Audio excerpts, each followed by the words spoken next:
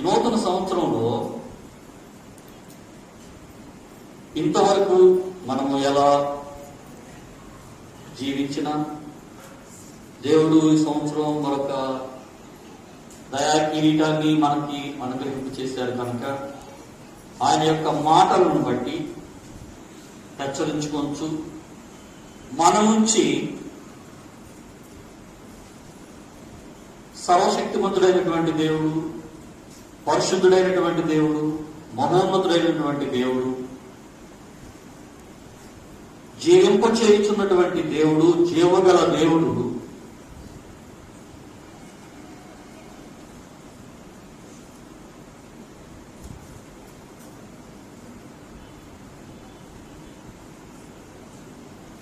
మన నుంచి ఆశిస్తున్నాడు. 3 ముఖ్యమైనటువంటి ముచ్చటైనటువంటి మన జీవితాలకు అవసరమైనటువంటి 3 మాటలు యెషయా గ్రంథము 55వ అధ్యాయంలో ఆయన మనకి మనవి చేయుచున్నటువంటి మాట, మనకు విజ్ఞాపన చేయుచున్నటువంటి మాట, ఆదేశిస్తున్నటువంటి మాట, 3 మాటలు మనం ఇంకొక ధ్యానం చేద్దాం. మొట్టమొదటిగా 55వ అధ్యాయము, యెషయా గ్రంథము 55వ అధ్యాయము 1వ వచనము, దప్పికొనిన వారలారా నీళ్ల యొద్దకు రండి, రోకలు లేని వారలారా మీరు కొని వచ్చి భోజనము చేయుడి. రండి, రోకలు లేకపోయినను ఏమియు ఇయ్యకయే ద్రాక్షారసమును పాలను పొరడించాలండి. మొట్టమొదటిగా నూతన సంవత్సరము మొట్టమొదటి పరిశుద్ధ దినములో మనము ఉన్నటువంటి మనము ఆయన ఆరాధించుకొచ్చినటువంటి మనము మన వయసు ఎంతో, అన్ని సంవత్సర దయాకిరీటాలు దేవుడు అనుగ్రహింప చేశాడు. ఎలా జీవించాము, ప్రార్థనా జీవితంలోకి వచ్చిన తర్వాత, మారు మనసు పొందిన తర్వాత, క్రైస్తవ జీవితం జీవిస్తుండటం మొదలుపెట్టిన తర్వాత ఎలా ఉన్నా, ఇక నుంచైనా ఈ 2021వ సంవత్సరం ఇంతవరకు భయంకరమైనటువంటి వాతావరణ పరిస్థితుల్లో ఉన్న మనము ఆయన మాటను ఆలకిద్దాం. ఆయన విజ్ఞప్తి చేస్తున్నాడు, మనవి చేస్తున్నాడు, ఆహ్వానం పలుకుతున్నాడు, ఆయన పిలుపునిస్తున్నాడు. ఏమన్నాడంటే, దప్పికొనిన వారలారా నీళ్ల యొద్దకు రండి. అంటే ఆయన యొద్దకు రండి. నీళ్ల యొద్దకు రమ్మంటున్నాడు. నీళ్లు దేనికి సాదృశ్యము? Very good. దేనికి సాదృశ్యము? దేవుని వాక్యానికి సాదృశ్యం. యోహాను సువార్త 1వ అధ్యాయము 1వ వచనంలో, యోహాను సువార్త 1వ అధ్యాయం 1వ వచనంలో, అమ్మా, ఆదియందు వాక్యముండెను, వాక్యము దేవుని యొద్ద ఉండెను. వాక్యము అంటే నీళ్లను, వాక్యాన్ని నీళ్లను సాదృశ్యంగా చెప్తున్నాం. ఆ వాక్యము ఆదియందు దేవుడై ఉంది. ఆ వాక్యము దేవుడై అంటే ఎక్కడికి రమ్మంటున్నాడండి? నీళ్ల యొద్దకు రమ్మంటున్నాడు. ఆ నీళ్ల యొద్దకంటే ఎవరి యొద్దకు రమ్మంటున్నాడు? దేవుని యొద్దకి రమ్మంటున్నాడు. ఈ దినాన్న, ఈ నూతన సంవత్సరంలో మొదటి పరిశుద్ధ దినాన్న దేవుడు మనకి ఇస్తున్నటువంటి అమూల్యమైనటువంటి మాట, ఆయన పిలుపు. మీరు ఇంతకాలము ఎలా ఉన్నారో ఎక్కడున్నారో నాకు తెలియదు కానీ, దప్పికొనిన వారలారా, ఎవరిని? దప్పికంటే దాహం. ఎవరికి దప్పికుంటే, ఎవరు దాహం కొంటే, ఎవరు నీళ్లు తాగాలని అనుకుంటే వారు నా యొద్దకు. నీళ్లు తాగాలనుందా? నీళ్లు తాగాలనుందా? మనందరికీ కూడా ఒక దప్పిక ఉంది. ఎప్పుడు కలుగుతుంది ఆ దప్పిక? మనం ప్రయాసపడినప్పుడు, మనం కష్టపడినప్పుడు, మనం శ్రమను అనుభవిస్తున్నప్పుడు, మనం కష్టించి పనిచేస్తూ ఉన్నప్పుడు మనకేం కలుగుద్ది? దాహం కలుగుతుంది. అవునా? అప్పుడు ఏం చేస్తాం? నీళ్ళు తాగుతాం. కానీ మన యొక్క శారీరక శ్రమ పడితే సంభవించేటువంటి ఆ కష్టాన్ని బట్టి, ఆ శ్రమను బట్టి కలిగే దాహాన్ని తీర్చుకోవడానికి రాట్లా ఆయన. ఏంటో తెలుసా? మనకు ఉన్నటువంటి ఆత్మ దాహాన్ని తీర్చుకోవటానికి ఆయన ఎత్తుకున్నాం. మనలో మనిషిని 3 భాగాలుగా విభజిస్తాం. 3 భాగాలుగా విభజిస్తామంటే పాఠంలో ఉన్నట్టు తల, ముండెము, కాళ్ళు, చేతులు కాదండి. తల, ముండెము, కాళ్ళు, చేతులు కాదు. శరీరము, ఆత్మ, మనసు, ఈ 3 ఉంటాయి. శరీరము, ఆత్మ, మనస్సు. శరీరం బయటకు కనిపిస్తుంది. పైనున్నవన్నీ చూసి మనం మోసపోకూడదు. మన లోపల ఎలా ఉందో, మన మనసు ఏంటో, మన ఆత్మ ఎలా ఉందో దేవుడు. ఆత్మ ఎవరిస్తున్నారు? దేవుడు పెట్టినటువంటి ఆత్మ. ఆ ఆత్మకి దాహం ఉంటుంది. మీ శరీరానికి ఎలా ఉంటుందో అవసరత. మన శరీరాన్ని పోషించుకోవటానికి తినాలి, త్రాగాలి, సుఖించాలి, విశ్రమించాలి. మన శరీరం ఆరోగ్యంగా ఉండాలంటే, అలానే మన ఆత్మ కూడా ఆరోగ్యంగా ఉండాలంటే, మన ఆత్మ కూడా ఆరోగ్యం కలిగి ఉండాలంటే, మన ఆత్మ కూడా బలవర్ధకంగా ఉండాలి అంటే దాని దాహాన్ని తీర్చాలి. ఆ దాహం ఎక్కడ తీరుతుందంటే, ఆ దాహం ఎక్కడ తీరుతుంది తెలుస్తా? బయట నీకు ఎక్కడ కూడా ఆ ఆత్మదాహం లేదు. ఎక్కడ తీరుతుందంటే ఏమంటాడు తెలుసా? రండి, వచ్చి ఏం చేయమంటాడు? భోజనం చేయండి. తర్వాత ఏమంటాడు తెలుసా? రోకలు, డబ్బులు లేకుండానే, డబ్బులు అవసరం లేదండి. దానికి ఏమి ధర చెల్లించే అవసరంలా, దానికేమి వెల చెల్లించిన అవసరంలా, ఊరికినే ఫ్రీగా ఉచితంగా ఇచ్చేస్తా. ఏంటది? ద్రాక్షారసమును, పాలను. ఇక్కడ పాలు అనేది మనం దేనికి తీసుకుంటాం? మనం చిన్న, అంటే అప్పుడే పుట్టినటువంటి పసిబాలు నుంచి నిండు వృద్ధాప్యములో ఉన్నటువంటి ప్రతి వ్యక్తి కూడా త్రాగదగినది, కోరదగినది, తీసుకున్నా గాని అరగించుకోగలిగినది పాలు. అది అందరికీ అవసరమే. దేనికి? శారీరక దృష్టి కోసం. పసిపిల్లవాడు, అప్పుడే కనులు తెరిచిన పసిపిల్లవాడు తన తల్లి పాల కోసం ఏం చేస్తాడు? వెతుకులాడుతాడు. పాల కోసం అపేక్షిస్తాడు. అవునా? ఆ బాలునికి అవసరం ఆహారం. వృద్ధాప్యంలో ఉన్నవాడు, తిన్నాది అరగకలోని జబ్బున్నటువంటి వ్యక్తి కూడా చివరికి తాగలిగింది ఏంటంటే పాలు ఇస్తాం. ఏమంటాడు వైద్యుడు? ఆహారం తినలేకపోతున్నాడు, సుస్థి చేసింది. ఏమంటాడు? రొట్టె పాలు ఇవ్వండి అంటాడు. ఏమంటాడు? రొట్టె పాలు. ఆ పాలు మనకి బలాన్ని ఇస్తాయి. ఇక్కడ మన ఆత్మకు బలాన్ని ఇచ్చేటువంటి పాలు ఏంటో తెలుసా? పేతురు రాసినటువంటి మొదటి పత్రిక 2వ అధ్యాయము 3వ వచనం. పేతురు రాసినటువంటి మొదటి పత్రిక 2వ అధ్యాయము 3వ వచనం. క్రొత్తగా జన్మించిన శిశువులను పోలిన వారై నిర్మలమైన వాక్యమును పాడు. ఏంటది? మన ఆత్మ వర్ధిల్లాలి అంటే, ప్రియుడా నీ ఆత్మ వర్ధిల్లునట్లుగా, అంటే మన ఆత్మ వర్ధిల్లాలంటే ఏం తాగాలండి? వాక్యం అనేటువంటి పాలు. ఆ పాలు కోసం నా యొద్దకు రండి. ఆ పాలు కోసం ఏంటి? వాక్యం అనే పాల కోసం నాది. చెప్పాను మొదట్లోనే, ఆదియందు వాక్యము ఉండెను, ఆ వాక్యము దేవుడై ఉండెను. అంటే మనము ఎవరిని త్రాగాలి, దేనిని త్రాగాలి, దేనిని తినాలి? వాక్యాన్ని తాగాలి, వాక్యాన్ని తినాలి. తింటామా? ఆయన ఏమంటున్నాడు చూడండి. యెషయా గ్రంథము 55వ అధ్యాయము. యెషయా గ్రంథము 55వ అధ్యాయము.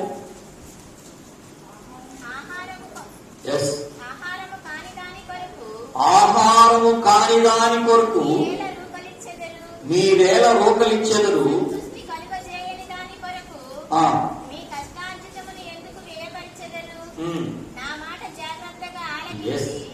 నా మాట జాగ్రత్తగా ఆలకించి మంచి పదార్థము భుజించుడి, మీ ప్రాణము సారమైన దాని యందు సుఖింపనీడి. మన ప్రాణము, మన ఆత్మ సారం కలిగి ఉండాలి. ఇప్పుడు దాకా నిస్సారంగా ఉన్నాయేమో. అన్ని వేసి చూడు, నన్ను వేసి చూడు అంటుందంట. ఉప్పు కూర వండుతాం, అన్ని వేస్తాం, ఉప్పు లేకపోతే ఉప్పు లేక రుచి పుట్టగలటయ్యా. ఆ తర్వాత మాట ఉంది, ఉప్పు లేకపోతే అంతా చప్పుడు చప్పుడుగానే ఉంటుంది. ఎంత బీపీ ఉన్నవాడైనా కానీ కనీసం ఉప్పు లేకపోతే ఇంకా వెలుగుతుంది. ఏం కూర, ఏంటి ఇది, ఏం రుచి లేదు అని ఇదని. నిస్సారమైనటువంటి జీవితాన్ని జీవిస్తున్నటువంటి మనం, మన ఆత్మ నిస్సారంగా ఉంటే, మన ఆత్మ నిస్సారంగా ఉంటే ఆ ఆత్మను ఉజ్జీవింపజేయటానికి, ఆ నలిగిపోయిన ఆత్మను, విరిగిపోయినటువంటి ఆత్మను, బలహీనపడినటువంటి ఆత్మ సారం కలిగి ఉండాలి అని అంటే ఏం చేయమంటాడు?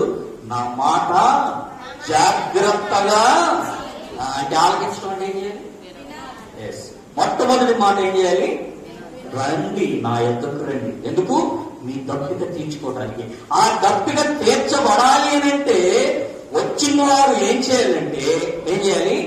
వినాలి, ఆయన మాట వినాలి. నా మాట జాగ్రత్తగా ఆలోచిస్తేనట మంచి పదార్థము భుజించు. అక్షరానుసారంగా నేను తర్వాత చెప్తాను, ఎలాంటి పదార్థాలు వస్తాయో చెప్తాను.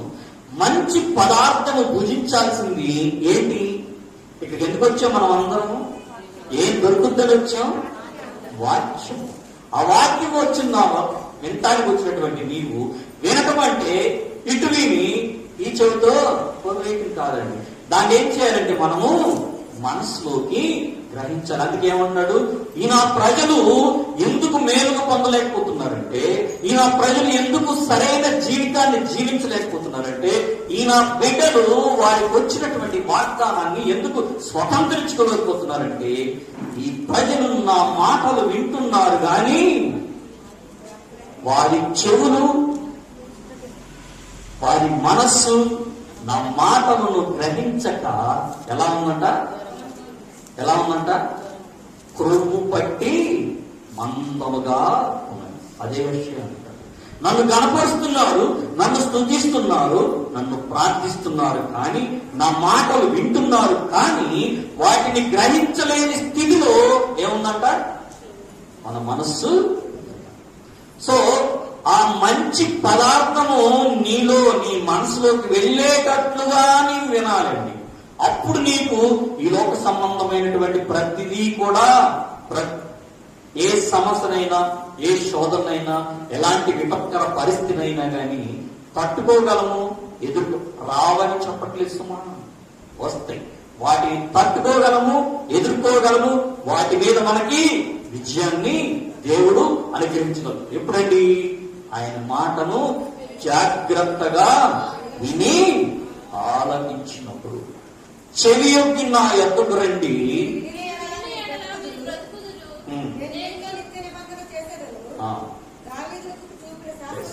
ఏం చేస్తాడట? దావీదునకు చూపిన శాశ్వతమైనటువంటి కృప. ఏమన్నాడు దావీదుతో?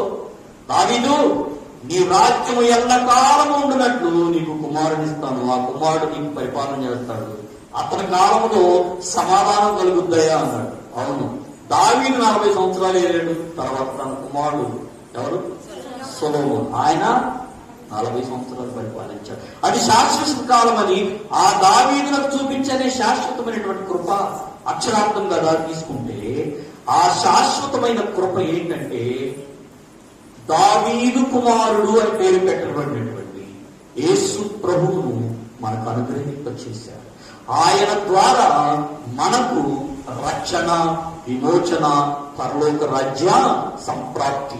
అది ఆయన ఇస్తానన్నటువంటి శాశ్వతమైనటువంటి కృప. దావీదులకు చూపిన శాశ్వతమైనటువంటి కృప చూపించడం అంటే, దావీదు కుమారుడు ఇదిగో ఇదిగో నేడు చెప్పండి, దావీదు పట్టణమందు నీ కొరకు, మన కొరకు రక్షకుడు. ఆ దావీదు పట్టణంలో పుట్టిన దావీదు కుమారుడు ఉన్నాడే, ఆ దావీదు కుమారుడైన యేసు ఉన్నాడే, ఆ యేసును నీవు రక్షకునిగా అంగీకరిస్తే నీవు శాశ్వతమైనటువంటి కృపను అనుభవిస్తావు. ఏంటి ఆ శాశ్వతమైన కృప?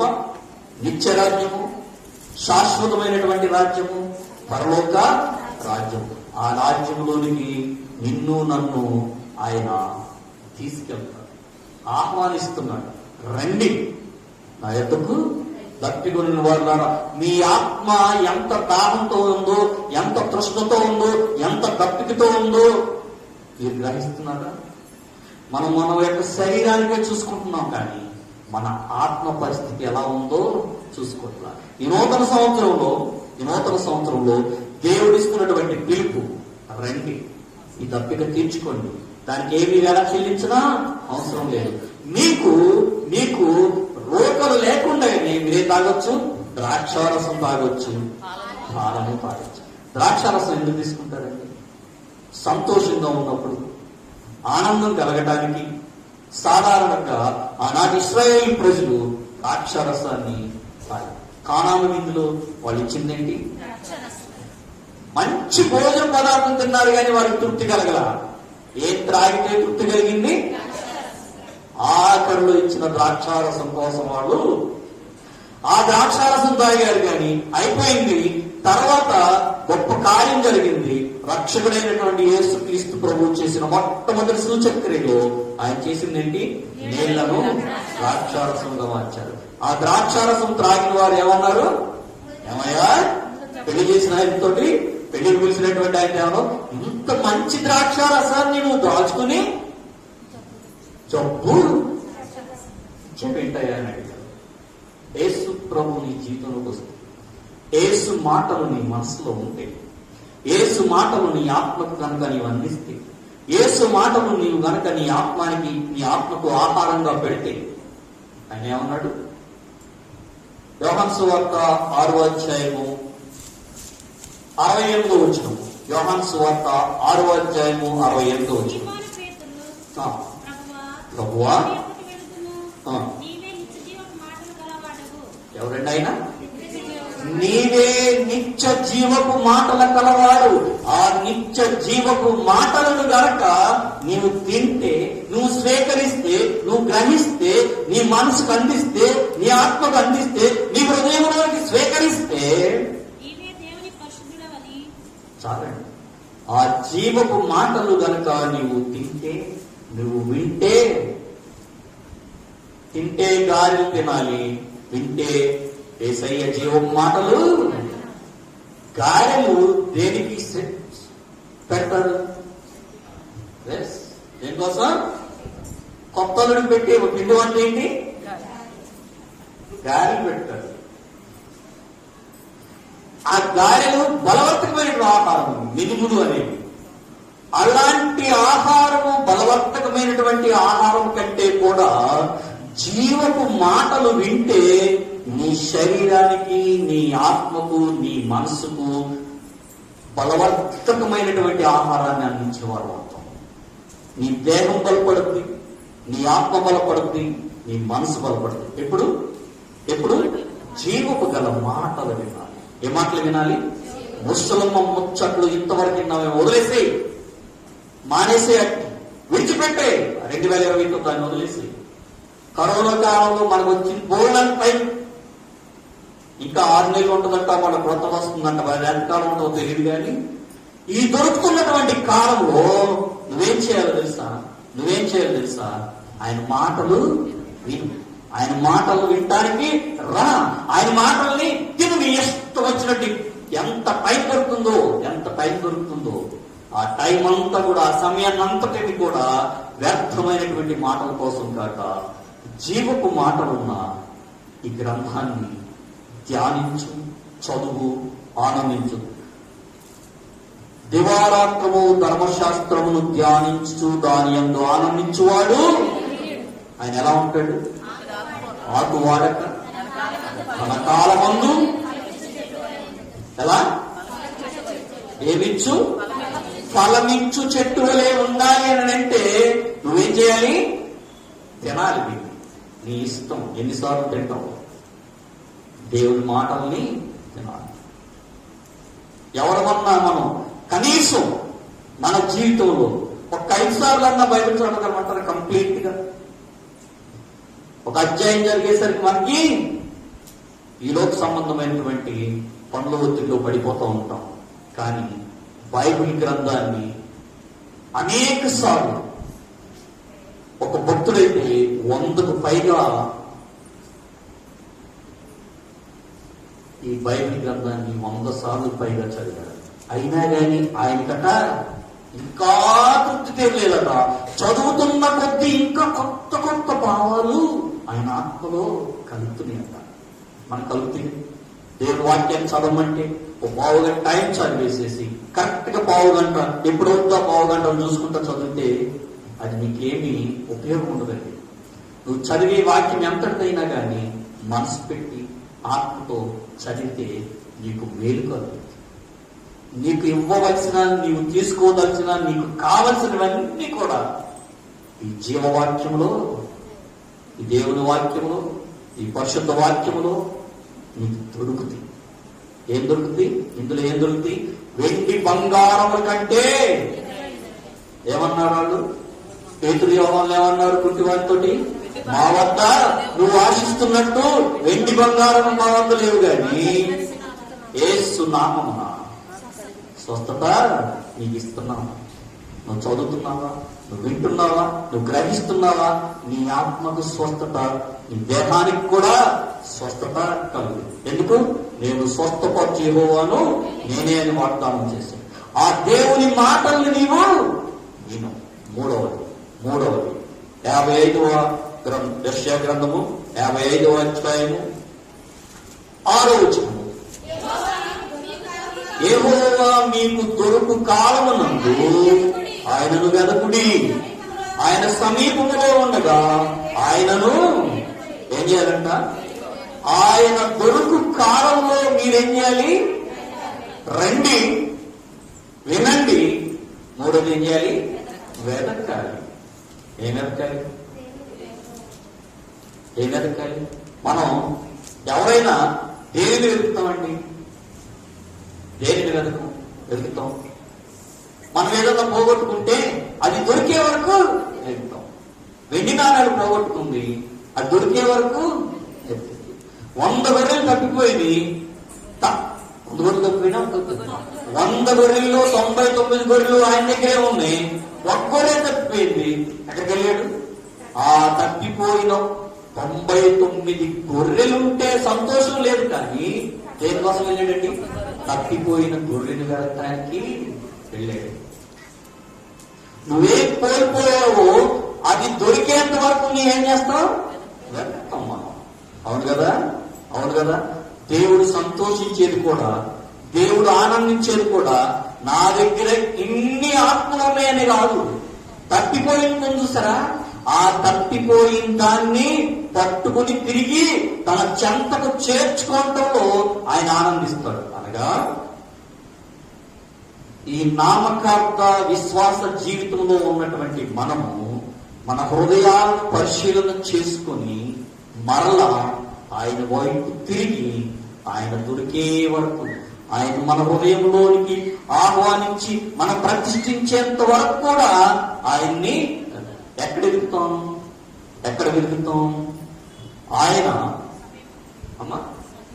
ఆయన అంటాడు కదా, మీరు వెతకాలి అని అంటే, మీరు దొరకాలి అని అంటే, మీరున్న పాటును వచ్చేసేసి దేవా నాకు కనపడు, నాకు దొరుకంటే దొరకడు. ఏమంటాడు తెలుసా? 7వ వచనం చూడండి. భక్తిహీనులు తమ మార్గమును విడవలను, దుష్టులు తమ తలంపులను మానవలేను. యెహోవా వైపు తిరిగిన యెడల ఆయన వారి యందు జాలిపడును, మన దేవుని వైపు తిరిగిన యెడల ఆయన బహుగా క్షమించును. నా తలంపులు మీ తలంపులు వంటివి కావు, మీ త్రోవలు నా త్రోవల వంటివి కావు. ఇదే అనగా మన చెడు తలంపులు, మన చెడ్డ పనులు, మనలో ఉన్న దుష్టత్వము, మనలో ఉన్నటువంటి ప్రతి విధమైన దేవునికి అయిష్టమైనది ఏదైతే ఉందో, దేవునికి దేవునికి అసహ్యమైనది మనలో ఏముందో, దేవునికి చెంత చేరటానికి అడ్డుగా ఉన్నది ఏదో దాన్ని ఏం చేయాలంట? మనము విడిచిపెట్టేయాలి. ఆ విడిచిపెట్టి వెతికితే ఆయన తన మార్గంలో నిన్ను ఏం తీసుకెళ్తాడు? పట్టుకుని నీ తలంపులు నా తలంపులు ఒకటి కాదు, నీ త్రోవలు నా వంటివి. మన త్రోవలు ఎలాంటివి? మన త్రోవలు ఎలాంటివి? ముళ్ళ బాట. మన త్రోవ రాళ్ల బాట, మన త్రోవ చెత్త బాట, మన త్రోవ దేవునికి అయిష్టంగా జీవిస్తున్నటువంటి మార్గంలో పయనిస్తున్న మనము ఆ బాటను విడిచిపెట్టి, మన తలంపులను తొలగించుకుని, మన మార్గాలను విడిచిపెట్టి దేవుని మార్గంలో నడిచి వెతికితే ఆయన దొరుకుతాడు. ఎక్కడ వెతుకుతావు? ఇర్మియా ప్రవక్త మాట్లాడతాడు. ఏమంటాడు? అది మీకు ఈ పాట తెలుసుకుంటారు. నాకు ఆయన మాటలు దొరకగా నేను వాటిని ఏం చేశాడంట? అదే ఆ భుజించడానికి ఉన్నటువంటి మాటలు ఆయనకి ఎక్కడ లభించినాయి? వచ్చేసినాయా? పైనుండి కనుక ఆ పేతుడికి దుప్పట్లో కనుక మెడకలు పడినట్టు బండియా? ఏమన్నా ఆహారము మాటలు ఎలా వచ్చినాయి? ఆయనకు ధర్మశాస్త్ర గ్రంథము దొరికింది. ఆ ధర్మశాస్త్ర గ్రంథము దొరకగా వాటిని ఏం చేశాడట? భుజించాడట. మాటలు భుజించాలి. ఆహారము, మన ఆత్మకు కావలసినటువంటి ఆహారము ఈ వాక్యము. ఆయన ఏమన్నాడు? నేనే జీవాహారము. సమరస్త్రీతో ఒక మాట అన్నాడు. బావి వద్ద, అమ్మ నాకు దాహం వేస్తుంది, కాస్త నీళ్లు బొమ్మ అన్నాడు. ఆ అన్న మాట మీకు తెలుసు. నీవు నన్ను అడుగుతున్నావు ఏంటి? నువ్వు నన్ను అడగకూడదు. నువ్వు యూదుడు, నా దగ్గరికి నువ్వు రాకూడదు. నేను ఇవ్వకూడదు కూడా నీకు అనేలాడు. అయితే యేసు ప్రభువు పలికిన మాట, అమ్మ ఈ బావిలో నీళ్ళు తాగిన వాడు మళ్ళా తప్పుకుంటాడు కానీ ఆ చదువన్నమాట. అందుకు యేసు నాకు దాహములకిమ్మని నిన్ను అడుగుతున్నవాడు ఎవడో అది ఎరిగి ఉంటే నీవు ఆయనను అడుగుదువు, ఆయన నీకు జీవజలమిచ్చునని ఆమెతో చెప్పెను. జీవ జలము, ఆయన జీవ జలపు ఊట. ఇర్మియా ప్రవక్త అంటాడు, ఈయన ప్రజలు జీవజలపు ఊటైన నిజమైన దేవుణ్ణి విసర్జించిరి అంట. ఎవరైనా జీవజలపు ఊటైనటువంటి దేవుని విసర్జించారట ఇశ్రాయేలు ప్రజలు. ఆ జీవజలపు ఊటను, జీవాహారమైనటువంటి ఆ యేసు మాటలను గనక నువ్వు స్వీకరిస్తే, నువ్వు త్రాగితే, నువ్వు అనుభవిస్తే ఆయన నీకు దొరికినట్టే. ఎక్కడ దొరుకుతాడు? ఆ మాటలు నీకు ఎక్కడ దొరుకుతాయి? ఆ దాము నీకు ఎక్కడ తెలుస్తుంది? దేవుని వాక్యమైనటువంటి పరిశుద్ధ గ్రంథాన్ని చదువు. పరిశుద్ధ గ్రంథపు మాటలు నువ్వు విన్నప్పుడు నీకు ఏ ఆహారం? అది జీవాహారం. నిన్ను జీవింపజేసే ఆహారం కోసం ఏదోక సంబంధమైనటువంటి ఆహార పదార్థాలు వస్తాయి, అవి మామూలే. కానీ ఆత్మకు సంబంధించినటువంటి ఆహారాన్ని అందించేటువంటి మాటలను వెతకాలి. యెహోవా మీకు దొరుకు కాలమున ఆయన్ని వెతకండి. యెహోవా మీకు దొరుకు కాలమున మీరు వెతకాలి. దొరకడాయన మన సమీపంలో ఉన్నాడు, అంతటా ఉన్నాడు. మీరెక్కడ చూసినా నేను కనపడతానని అన్నాడు. మరి వెతకమన్నాడండి అంటే ఆయన దొరకడని కాదు, మనము ఆయనను వెతకని పరిస్థితుల్లో మనము, ఆయన అంతటా ఉన్నాడు కానీ ఆయనకు దొరకని ప్రాంతాల్లో మనం ఉంటున్నాం, ఆయనకు అందని స్థితిలో మనం ఉంటున్నాం, ఆయనకు చెందని స్థితిలో మనం ఉంటున్నాం. కనుక ఆయన ఏమంటున్నాడంటే, నేనుంటాను, నేను సర్వాంతర్యాన్ని, ఐఎమ్ ఆమ్ని ప్రజెంట్, నేను సర్వశక్తిమంతులను, ఐఎమ్ ఆమ్ని పొటెంట్, నేను సర్వజ్ఞును, ఐఎమ్ ఆమ్ని సైన్స్, ఇంతటి శక్తి గలవాడు మనకు దొరకపోవడం ఏంటి? అయితే దాని అర్థం ఏంటంటే ఆయన చేతులు చాపి నా చదువుకున్నటువంటి భాగంలో దుష్టులు తమ మానవలను, భక్తిహీనులు తమ మార్గమును విడిచిపెట్టి ఏమన్నాడు? నా వైపు. అంటే మనము ఆయన వైపు తిరుగుగా మన వైపు, మన మార్గంలో మనం వెళ్తున్నాం కనుక ఆయన మనకి దొరకట్లా. ఆయనకి అందని స్థితిలో మనమే ఉన్నాం. ఆయనకి దొరకకుండా తప్పించుకోవాలని మనం ఉన్నాం. అందుకని ఆయన ఏమన్నాడనంటే, మీరు నా వైపు తిరిగితే నేను శిక్షించను. ఏం చేస్తాను అమ్మా? జాలిపడి చదువు మరొకసారి చదవండి.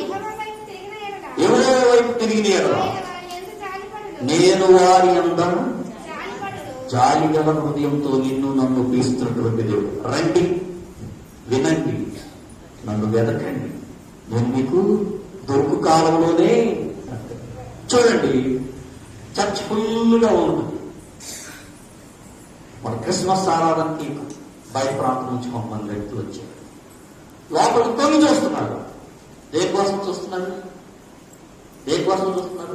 ఫుల్ అయిపోయింది చర్చ్ అంతా, హౌస్ఫుల్. వాళ్ళు అక్కడికి వచ్చి ఇలా ఇలా చూసుకుంటున్నారు. దేనికోసం చూస్తున్నారు? స్థలం కోసం. కుర్చీ ఎక్కడ దొరుకుతారు, కూర్చోడానికి ఏమైనా చోటు ఉంటుందేమో వెతుక్కుంటున్నారు. దొరకలా, ఆ బయట కూర్చున్నారు. అవునా? మనం ఒక ప్రాంతానికి వెళ్తాం, భార్య భర్తలు, తల్లిదండ్రులు, పిల్లలు అందరూ కలిసి వెళ్తాం. భర్త ఒక చోట, భార్య ఒక చోట ఉన్నారనుకోండి, ఈ మార్కెట్ మాల్లోనూ, షాపింగ్ మాల్లోనూ ఎక్కడో ఆ చీరల సంఘంలో వెళ్ళి చీరలన్నీ అమ్మాయిలు కప్పేసుకుని ఎక్కడ కనపడలేదు పోను భర్త గారికి. భర్త ఏం చేస్తాడు? మా ఆవిడ ఎక్కడుందా అని వెతుక్కుంటాడు. భార్య ఏం చేస్తుంది? ఆ చీరల సంఘంలో మునిగిపోయి భర్త ఎక్కడ ఉన్నాడని ఒక చూపు వేస్తుంది. భర్త ఉన్న భార్య కనపట్ల ఎక్కడుందా అని వెతుకుతాడు. ఈయన ఎక్కడ ఉంటుంది? చీర చుట్టూ వేసుకుని కూర్చుంటుంది. చీర కనపడదే కానీ ఆమె కనపడదు. ఈయనకి కనుక పైన క్లాస్ పెట్టుకుని చూడాల్సిన పరిస్థితి ఏర్పడదు. మనం కనబడిన దానికోసం మనం వెతుకుతున్నాం కదా, మనకు దొరకని దానికోసం మనం వెతుకుతున్నాము. నీ భార్య కనపడకపోతే పరిస్థితిలో ఉంటే నువ్వు వెతుకుతున్నావు, నీ బిడ్డ కోసం నువ్వు వెతుకుతున్నావు, లేకపోతే ఏదైనా పోగొట్టుకున్న దానికోసం నువ్వు వెతుకుతున్నావు, లేకపోతే పలానా ఎక్కడన్నా దొరుకుతుంది అంటే వీటి వెంటనే అది దొరికే వరకు వెతుకుతావు. నిన్ను నన్ను పుట్టించిన యెషయా గ్రంథము 42వ అధ్యాయము, యెషయా గ్రంథము 42వ అధ్యాయము 5వ వచనం చూడము. ఆకాశమును సృజించి వాటిని విశాలపరచి భూమిని అందులో పుట్టిన సమస్తమును పరచి దాని మీదనున్న జనులకు ప్రాణమును దానిలో నడుచు వారికి జీవాత్మను ఇచ్చుచున్న దేవుడైనా ఎవరండి? ఆకాశాన్ని, భూమిని, అందులో సమస్తమును, జనులను సృజించి వాటిలో ఏముంచాడు? ఈ విధంగా మనము కూర్చుని ఉన్నామని అంటే దేవుడు మనలో పెట్టిన జీవాత్మ. దేవుడు మాయం కలుగును గాక. ఆ జీవాత్మను ఇచ్చుచున్నటువంటి దేవునికి నువ్వు నలిగిపోయే స్థితిలో ఉన్నా, చూడండి 6 నుంచి 7 వచనాలు కనుక మీరు చూస్తే మన పరిస్థితి అంతా కూడా, మన జీవితం అంతా కూడా అక్కడ రాయబడి ఉంది. ఎలా? గుడ్డివారు, బంధింపబడిన వారు, చెరసాలలో ఉన్నవారు. ఏ చెరసాలలో ఉన్నావు? ఎలాంటి చెరసాలలో నువ్వు ఉన్నావు? ఎలాంటి సంఖ్యలతో నువ్వు బంధించబడి ఉన్నావు? ఎలాంటి చీకటిలో నువ్వు ఉన్నావు? ఎలాంటి అంధకారము నీ కన్నును నిజమైన దేవుని చూడకుండా మూసేసి ఆ దేవుని మార్గంలో నడవనీయకుండా నీ కన్ను అంధత్వం వచ్చేసింది. నువ్వు దేనితో బంధింపబడి ఉన్నావు? వాటన్నిటిలో నుండి చీకటిలో నివసిస్తున్నాడు. మన బ్రతుకులన్నీ చీకటి బ్రతుకులే, మన బ్రతుకులన్నీ అంధకార బ్రతుకులే, మన బ్రతుకులన్నీ పాపపు బ్రతుకులే. లేదా పాపము లేవ నువ్వు పాపివి కాదా? నేను పాపిని కాదా? రోమిలకు రాసినటువంటిగా చూడు, నీతిమంతుడు ఒక్కడును అందరూ పాపం చేసి దేవుడు అనుగ్రహించు మహిమను పొందలేకపోతున్నారు. ఆ మహిమకు దూరమైనటువంటి మనము మనలను విడిపించడానికి, ఆ మహిమకు దూరంలో వచ్చిన ఏ అంగత్వంలో ఉన్నామో, ఏ బంధత్వంలో ఉన్నామో, ఏ చెరసాలలో ఉన్నామో, ఏ గుడ్డితనం మన కన్నులకు ఉందో, ఏ చీకటిలో మనం ఉన్నామో దానిలో నుండి విడిపించడానికి నిన్ను నన్ను పుట్టించి మనలో జీవాత్మ ఉంచినటువంటి ఆ నిజమైన జీవము గల దేవుడు అంటున్న మాట ఏంటో తెలుసా? 8వ వచనం చూడండి. యెహోవాను నేనే, ఇదే నా నామము, మరి ఎవరికి నా మహిమను? నిన్ను సృజించిన, నిన్ను పుట్టించిన, నిన్ను పోషిస్తున్న, నిన్ను రక్షిస్తున్న, నిన్ను కాపాడుతున్న, నీకు తోడుగా ఉన్న ఇమ్మానుయేలు దేవుణ్ణి నువ్వు వదిలేసి ఆయనకి చెందవలసినటువంటి మహిమను నీవు ఆయనకు చెల్లించకుండా ఎవరికో ఇస్తే ఆయన ఊరుకునే దేవుడు. ఏమండి, ఎవరన్నా నా దగ్గరికి పని కోసం వచ్చారు, ఏదో ఒక సహాయం కోసం వచ్చారు, నేను ఆయనకి లేదా ఆ వ్యక్తికి నేను సహాయం చేశాను, లేదా అతనికి అవసరమైనటువంటి పని చేయడానికి నేను ఇంకొకరికి అప్పగించాను, ఇంకొకరికి ఒక మధ్యవర్తికో లేదా ఇంకొక అతను ఎవరికో, అయ్యా ఆయన ఏదో పని ఉందంటే కాస్త చేసి పెట్టాయా అని నాకు తెలిసిన ఆయనకు ఎవరికో చెప్పాను. ఆ మేలు పొందినటువంటి వ్యక్తి, ఆ ప్రయోజనం పొందినటువంటి వ్యక్తి, ఆ ఆశ తీర్చుకున్నటువంటి వ్యక్తి ఎవరి గురించి చెప్తాడండి? ఎవరి గురించి చెప్తాడు? అమ్మా, నేను పలానా మాస్టర్ దగ్గరికి వెళ్ళాను, ఆయన కాస్త నాకు సహాయం చేశాను, లేదా ఆయన దగ్గరికి వెళ్తే ఆయన వేరే వాళ్ళకి చెప్పించి పని చేశారని చెప్పారంటే ఆయన సంతోషపడతాడు, ఆనందపడతాడు. అలా చెప్పకుండా నువ్వు మేలును పొందావు, ఇన్ని సంవత్సరాలు నీకు ఏం దొరకలేదు అనుకోండి, ఎవరో ఒక ఆయన ద్వారా ఆ మాస్టర్ దగ్గరికి వెళ్ళాను, లేదా అయ్యగారి దగ్గరికి వెళ్ళాను, ఆ అమ్మగారి దగ్గరికి వెళ్ళాను, లేదా పెద్ద ఒక ఆఫీసర్ దగ్గరికి వెళ్ళి ఆ పని జరిగింది అని చెప్తే సంతోషిస్తాడు. అలా చెప్పకుండా ఈ మధ్యలో కొద్దిగా పనిచేసి పెట్టాడు చూసారా, ఈయన పురమాయిస్తే వెళ్ళాడే, ఆయన మీద చెప్పేవనుకోండి, నాకు చేసి పెట్టిన వ్యక్తి పలానా ఆయన పంపించినటువంటి వ్యక్తి అని చెప్పేవనుకోండి, ఈ చేయించిన వ్యక్తి ఎలా ఉంటాడు? ఏం ఫీల్ అవుతాడు అంటారు? ఏం ఫీల్ అవుతాడు అంటారు? నేను చేసి పెడితే అదేంట్రా, కనీసం నా మాట నా పేరు కూడా చెప్పలేకపోయాడు, ఎవరో ఇంకోటి పేరు చెప్పాడు ఏంట్రా, నేనేం చేస్తాడు? కాస్త బాధపడతాడు. అవునా? ఫర్ ఎగ్జాంపుల్,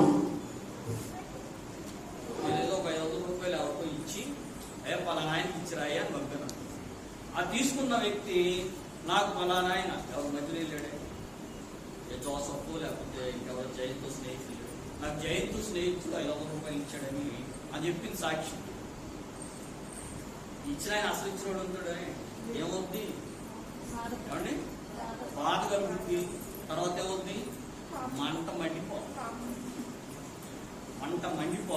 చింది నేనైతే మధ్యలో ఇచ్చిన పేరు చెప్పాడు ఏంటని చెప్పి బాధపడతాడు, కోపగించుకుంటాడు. సామాన్య మానవుడు ఇంత చిన్న సహాయం చేస్తే మనము ఏం చేస్తాం? కనీసం ఏం ఎక్స్పెక్ట్ చేస్తామండి? థ్యాంక్స్. చాలా చెప్పడం కూడా ఉంటారు, చాలా మంది ఉంటారు అలా. కనీసం థ్యాంక్స్ కూడా చెప్తే బాగుండేమో అని ఆశపడతామే. మరి నిన్ను నన్ను సృజించి ఇంతటి భయంకరమైనటువంటి ఈ వాతావరణ పరిస్థితుల్లో ఇప్పటికీ జీవాత్మను ఊదుచు, జీవాత్మను ఉంచి ఈ విధంగా సంతోషంగా ఆనందంగా దేవుని మందిరంలో నూతన సంవత్సరంలో దేవుని ఆలయంలో కూడా ఆయన స్తుతించడానికి, ఆరాధించడానికి అవకాశం కల్పించినటువంటి దేవునికి మహిమ చెల్లించకపోతే ఆయన ఊరుకుంటారా? ఆయన ఉగ్రత బహు భయంకరంగా ఉంటుంది. ఆ ఉగ్రత ఎలా ఉంటుందంటే ఒక్కసారి వచ్చి పడదండి, ఒక్కసారి వచ్చి పడుతుంది. ఏ రూపేణా ఆ ఉగ్రత బయలుపడుతుందో ఎలా వస్తుందో కూడా మనకి తెలియని రీతిలో అవునంటారా కాదు? ఏనాడైనా ప్రపంచం మొత్తం గజగజలాడి, ప్రపంచం మొత్తం వణికిపోయిందంటారా? మొట్టమొదటి ప్రపంచ యుద్ధం జరిగింది, రెండో ప్రపంచ యుద్ధం జరిగింది, ఏమీ కాల జడవల, భయంకరమైనటువంటి రోగాలు, కలరా వచ్చింది, మసూచి వచ్చింది, జనం ప్రపంచమంతా ఇలా కడగడం రాలేదండి బాబోయ్. 2019-20 వచ్చింది, మనుషుల్ని ఇంట్లో నుంచి బయట కూడా రాని పరిస్థితి. ఇలాంటివన్నీ కూడా చూస్తూ ఉన్నప్పుడు కనీసం మన హృదయంలో పరివర్తన కలగాలి, పరివర్తన కలగాలి, మన హృదయంలో మార్పు కలగాలి, మన హృదయంలో దేవుడు ఆశించేది జరగాలి. అలా జరగాలి అని అంటే ఏం చేయాలి? రావాలి, వినాలి, దేవుణ్ణి వెతకాలి. వచ్చి విని వెతికితే దేవుడిచ్చే వాగ్దానాలు ఏంటంటే ఒక్క 4 చెప్పేసేసి దేవుని వాక్యాన్ని ముగిస్తున్నాం. కీర్తన గ్రంథము 65వ అధ్యాయము, కీర్తన గ్రంథము 65వ అధ్యాయము 11వ వచనం చూడండి.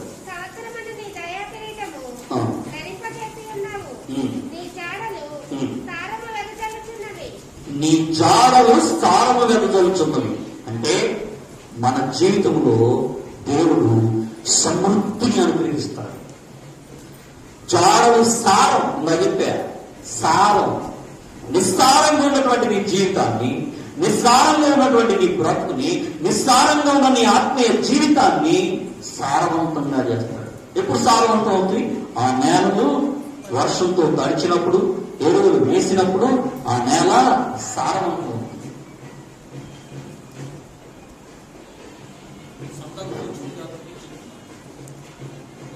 సాక్షి చెప్పింది ఆదివారం వాళ్ళు విన్నారా? ఎవరన్నా ఇచ్చారా? ఇచ్చిన వాళ్ళు విన్నారా? ఏమన్నారు? నేను ఎక్కడికో వెళ్ళి వస్తున్నానండి, ఎక్కడికో వెళ్ళి వస్తున్నాను కానీ నాకు ఏదో వచ్చి వెళ్ళిపోతున్నాను, అటెండెన్స్ చేయించుకుంటున్నానని తీసుకోవడం ఉన్నాను కానీ నాకేంటో గుర్తులేదండి అని చెప్తున్నారు. నాకు సంఘంలో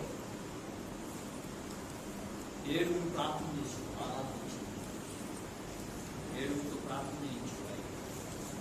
7 ప్రార్థన చేయించిన తర్వాత వాళ్ళు ఏమైపోయింది? ఆనాటి స్థితి ఎందుకు చల్లారిపోయింది? ఆనాటి ఆత్మీయ ఉజ్జీవము ఎందుకు తొలగిపోయింది? మనము ఆలోచించు. వేరే వాళ్ళు ఎవరు అంటున్నారని వాళ్ళు స్వయం విషయం తీసుకుని ఎక్కడ జరుగుతుంది లోటు? ఎక్కడుంది ఈ లోపం? ఎలాంటి దానినైనా కానీ విజయాన్ని సాధింపజేసే ప్రార్థన. ఆ ప్రార్థన మీలో, నాలో, సంఘంలో, కుటుంబంలో లేకపోతే అనేక శోధనలు ఉప్పిరి ఉంటాయి, చుట్టూతల చుట్టుకొని ఆ ప్రార్థన లోపమే మన ఆత్మీయ జీవితాన్ని నశించాలి. వేరే వాళ్ళు ఎవరు అన్నారని, లేదా వేరే ఎవరు వేరే చూపించారని బాధపడదు. మనం ఆత్మ పరిశీలన చేసుకుందాం, సారం కలిగి ఉందాం. నిస్సారవంతమైనటువంటి నీ ఆత్మీయ జీవితాన్ని, నీ యొక్క ఈ భౌతికపరమైన జీవితాన్ని కూడా సారవంతం చేసుకుందాం. దేవుడు అంటున్నాడు, నా మాటలు వినండి, నా యొద్దకు రండి, నన్ను వెతకండి, మీకు దొరికేయన్నీ నేను ఇస్తానన్నాడు. ఈ జీవితాన్ని ఏం చేస్తా? సారవంతం చేస్తా. ఎలా సారవంతం చేస్తావు తెలుసా? 147 కీర్తన 14 వచ్చిన చూడండి. 147 కీర్తన 14 వచ్చిన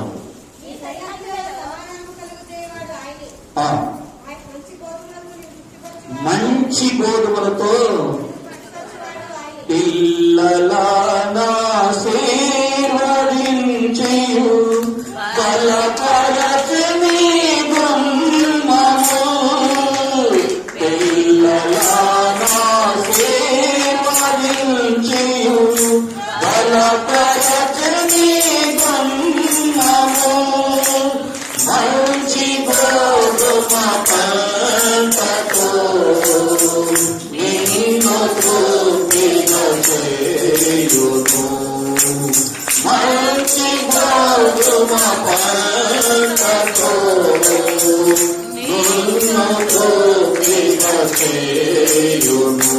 దేవునికి స్తోత్రము గానము చేయుటయే మంచిది, మనమందరము స్తుతి గానము చేయుటయే మంచిది. దేవుడికి రావాల్సిన మహిమ నిన్ను దేంతో తృప్తిపరుస్తున్నాడండి? మంచి గోధుమ పంటతో నిన్ను తృప్తిపరుస్తున్నాడు. 104వ కీర్తన 28వ వచనం, దేనితో నిన్ను తృప్తిపరుస్తాడంటే సడి సప్పిడి లేని దాంతో కాదండి. ఎలాంటి వాటితో తృప్తిపరుస్తాడు తెలుసా? అల్లాటప్ప విషయాలతో తృప్తిపరచుడు, అల్పమైన స్వల్పమైన విషయాలతో తృప్తిపరచుడు. ఎంతో తృప్తిపరుస్తాడు.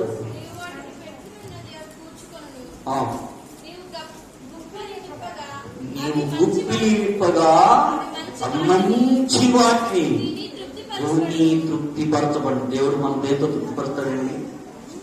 శ్రేష్టమైన ఈవులతో దేవుడు మనల్ని తృప్తిపరుస్తాడు. మంచి వాటితో ఆయన తృప్తిపరుస్తాడు.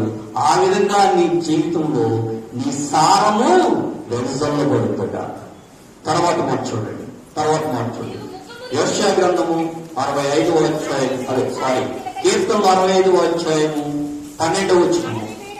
అడవి బీడులు సారము, అడవి బీడులు అడవిలో ఉండే తుప్పలు, ముళ్ళ చెట్లు, అన్ని రకాల చెట్లు ఉంటాయండి. అడవి దేనికి కూడా పనికిరాదు. ఒక పచ్చదనం చూడటానికి ఆనందం, కానీ ఆ అడవి ఎప్పుడు పనికి వస్తుంది తెలుసా? ఆ అడవి బీడులు దున్ని, ఆ అడవి బీడులో ఫలవంతమైనటువంటి వృక్షాలు ఉన్నప్పుడు, ఆ వృక్ష ఫలాలు మనం అనుభవిస్తున్నప్పుడు దానికి విలువ. ఆ అడవి వల్ల ప్రయోజనం, చాలా ప్రయోజనాలు ఉంటాయి. కానీ ఇక్కడ చెప్పబడుతుంది ఏంటంటే, అడవి బీడులు అంటే అడవి ఎలా పనికి రాకుండా ఉంటుందో, బీడు భూములు దేనికి పనికి రాకుండా ఉంటాయో, అలాంటి నీ జీవితము ఏమవుతుంది?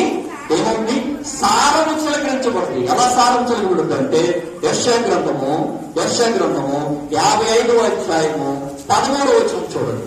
యెషయా గ్రంథము 55వ అధ్యాయము 13వ వచనం. అమ్మా, ముండ్ల చెట్లకు బదులుగా దేవదారు వృక్షములు మొలుచును.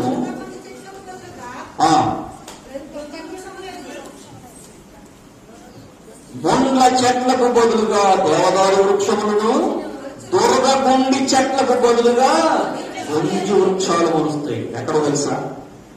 మనందరికీ తెలుసు. ముళ్ళ చెట్లు ఉంటాయి పొలాల్లో. ఏం చేస్తాడు రైతు? ఏం చేస్తాడండి? అలాగే ఉంచి వ్యవసాయం చేస్తాడా? అలాగే ఉంచి దున్నుతాడా? అలాగే ఉంచి ఆ పొలాన్ని సదును చేస్తాడా? అలాగే ఉంచి ఆ పొలంలో విత్తనాలు జరుగుతాడా? ఆ తుప్పలన్నిటినీ కూడా ఏం చేస్తాడు? వేళ్లతో సహా తెల్లకించి వేస్తాడు. నీ జీవితంలో శ్రమలు, శోధనలు ఉంటాయి, బాధలు వెళ్తూ ఉంటాయి. అదే మందుల చెట్లు. దొరదగొండి చెట్లు ఉంటాయి. పిల్లలన్నీ బళ్ళు పిల్లలు ఆటలాడుకుంటారు. తెలుసు కదా, దొరదగొండికాయలు ఉంటుంది సరిపడ. అవి తీసుకొచ్చి ఏం చేస్తారు? చక్కగా మనకు తెలియకోకుండానే మన ఈ కనుక రాసేస్తాడు. అమ్మా చెరుకు తెలుగు రాసేస్తాడు. అతను ఏం చేస్తాడు? మనకు తెలియదు అసలు ఏం జరిగిందో. మనకి ఏంటి ఇంత, ఈ అమ్మ ఏం పెట్టింది చొక్కాయికి, ఎంత చేస్తుంది, ఏం పాటింది, కొంగలు పురు పాడుతుందా, చీమ కుడుతుందా, ఏం కుడుతున్నాయి అని దురుక్కుంటాం. ఏముంటుంది దాన్ని? ఏముంటది? కనబడింది దొరదగొండి. అక్కడ మనోడు, మన ఫ్రెండ్ ఎవడు ఉంటాడు, వాడు అంటిస్తాడు. ఏం చేస్తాడు దాన్ని? అలాంటి దొరదగొండి చెట్లు లాంటి నీలో ఉన్నటువంటి ప్రతి విధమైనటువంటి చెడుతనాన్ని తొలగించి వేస్తాడు. ప్రతి విధమైనటువంటి దేవునికి దూరంగా ఉంచుతున్నటువంటి ఆ దేవునికి నీకు అడ్డుగా ఏమన్నాయి? తన పాపములు ఆయనకి మనకి అడ్డుగా ఉన్నాయి. అలాగన్నిటినీ తొలగించేస్తాడు. ఏం పెంచుతాడట? గొంజి చెట్లట. గంజి చెట్లు కాదండి. ఏంటవి? గొంజి చెట్లు అంటే ఇశ్రాయేల్ ప్రాంతంలో అవి చిన్న పొదలుగా పెరిగి పెద్ద వృక్షాలుగా కూడా పెరుగుతాయి.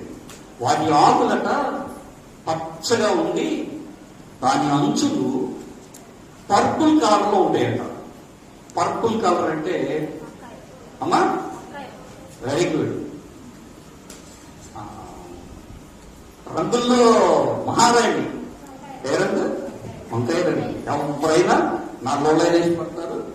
ఏ రంగు కూడా కట్టుకున్నా చక్కగా ఉంటది. అంత అందచందంగా ఉంటది. వంక పండు రంగు చీర అంటే ఎంత ఇష్టమో కదా. అలాంటి అంచు ఉంటుందంటే దేనికి? ఈ దురదగొండి చెట్ల గొంజి చెట్ల ఆకులు. అదట ఆ మొక్క ఒక చోట ఉంటే అక్కడ వాసన రాదంట. అది వెళుతున్న కొందుకి దాని సువాసన వెదజొల్లబడుతూ ఉంటుందట.